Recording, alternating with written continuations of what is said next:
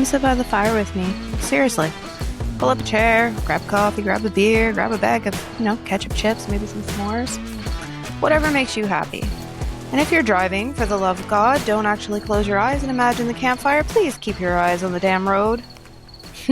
My name is Chantelle Lewis Lambert, and this is the messy magic of being human. And around this campfire, we're going to have a rule. That's right. Up front, straight up, one rule. No shame, only curiosity. We're going to talk about our brains, nervous systems, relationships, bodies, the shit that we've been through, and the shit that we sometimes put ourselves through, and why we are the way we are. But we're not doing it from some pedestal where I pretend I've got my entire life figured out, because fuck no, I don't. And if you're looking for somebody who wakes up every morning at 5, meditates for an hour, drinks some of the green juice, journals about gratitude, and then peacefully floats through life, wrong campfire, friends. I swear, I get pissed off. I occasionally completely lose my shit.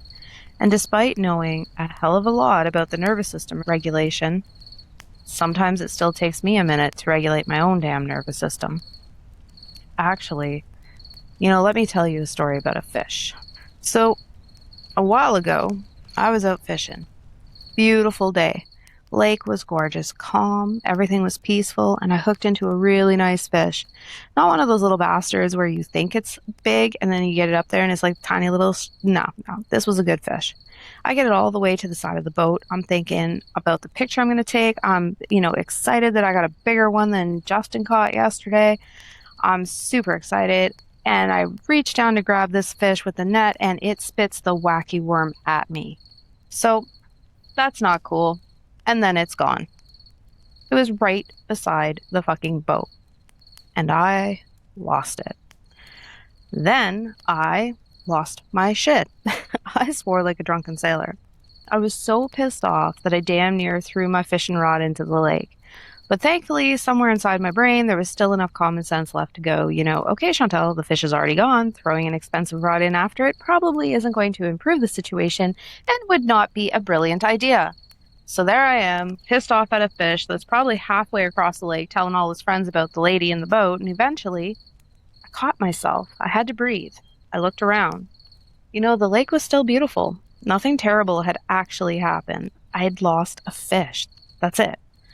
And within a few minutes, I was laughing at myself. Now, why the hell am I telling you this in the first episode of a podcast about being human and a podcast that's not about fishing most days? Because you know what? That's being human.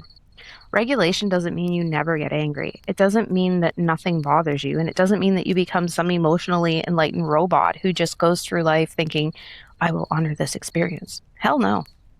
While your fish swims away, yeah, fuck that. You're going to get pissed. Regulation means that we learn to recognize what's happening and find our way back. And sometimes that does take a minute.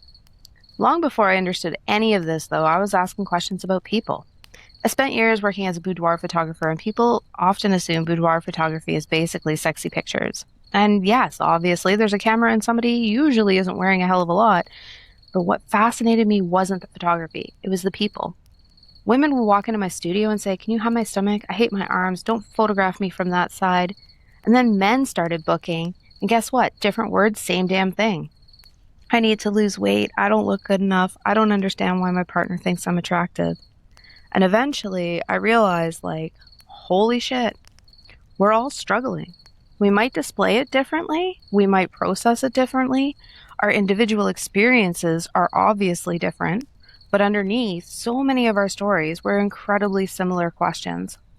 Am I enough? Do I belong? Am I safe? Am I lovable? And I became fascinated by that because it seemed like people did not think they were worthy of almost anything. So I'd have someone standing in front of my camera who I thought looked incredible, and they couldn't see it. You could tell them 100 times. It didn't matter. Something inside them truly believed something different. These people were beautiful souls, but they couldn't even see that. So I started wondering, where the hell do these beliefs come from, and why do we buy into them so strongly? And that question eventually took me into neuroscience, the brain, the nervous system, neuroplasticity, behavior, relationships, identity. Also, I do have a degree in psychology, and the more I learned, the less interested I became in asking what's wrong with this person or why can't they see it.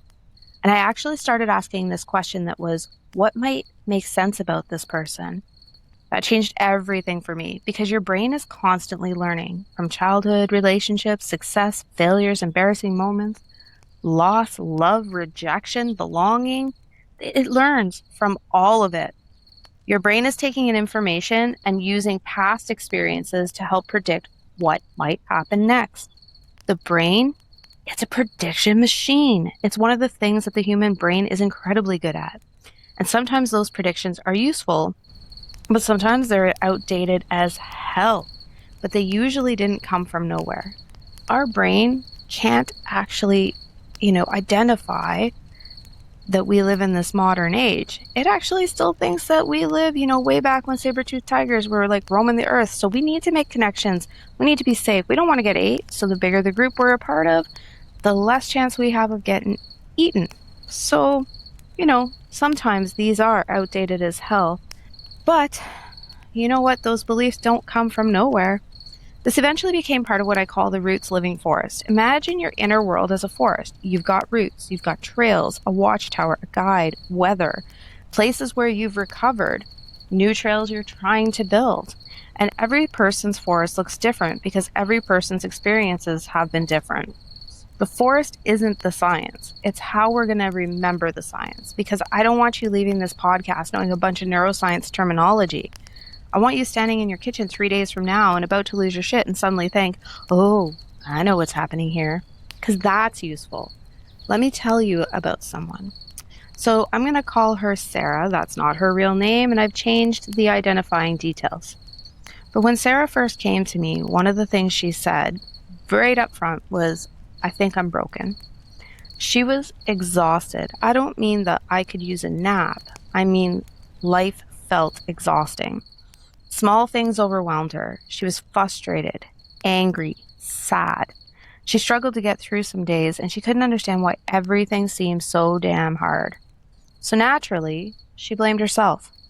Maybe she wasn't strong enough. Maybe she wasn't disciplined enough. And maybe everybody else had figured out some secret to being an adult that she somehow had missed. But as we started looking at her life, something else became obvious. Sarah had spent years in survival mode. There had always been something.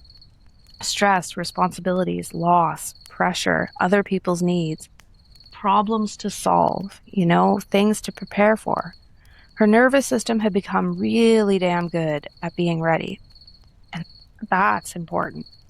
Because what looks like dysfunction in one environment may have started as adaptation in another. Her system wasn't sitting there plotting, how can we ruin Sarah's Tuesday? It was actually trying to protect her using what it had learned from previous experiences. And when Sarah began understanding that, something shifted.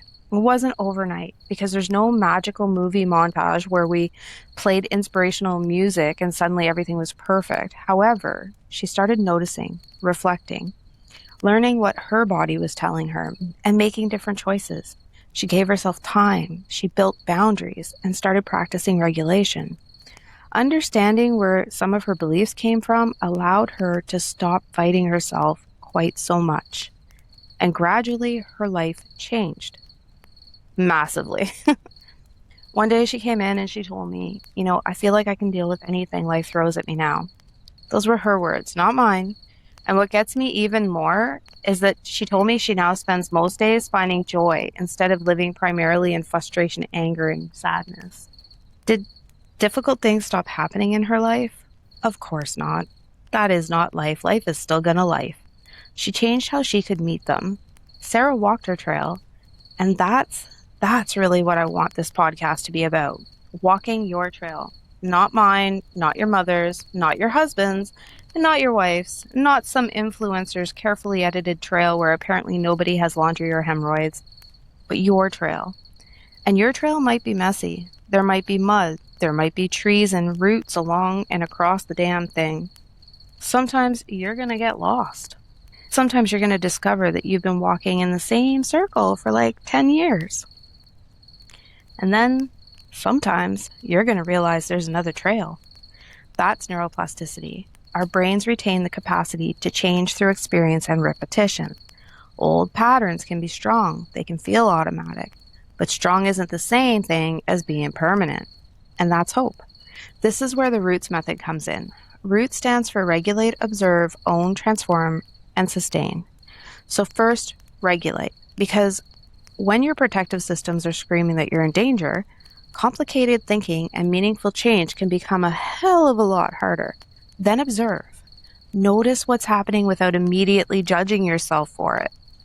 And then it's own. Not the blame, but ownership. There are things that happen to you that you did not choose, and there are things that you can choose now. Both can be true. The next one is transform.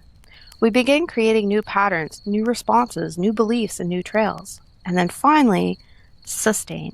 Because transformation isn't what you do once you're inspired. It's what becomes possible through repetition. And that's where we're going together on this podcast and this trail. Some weeks we'll talk about relationships. Some weeks it'll be sex and intimacy. Some weeks it'll be men. Some weeks it'll be women. Some weeks it'll be, anything possible. Maybe some parenting, maybe identity, grief, anger, shame, confidence, our nervous system, our brains. And sometimes we'll probably just talk about why human beings do completely ridiculous shit. But we're going to keep coming back to the one idea. The more we understand ourselves, the less room there is for shame. The understanding doesn't excuse harmful behavior, but it gives us somewhere to begin changing it. So here's your first trail marker. Over the next week, catch yourself once, just once. And when you hear yourself thinking, what the fuck is wrong with me? Or what's wrong with me? Stop. Change that question. Instead, ask, what might make sense about this? You don't need the answer, just get curious. Because curiosity opens a door that shame tends to slam shut. So before you leave the fire today, take a deep breath.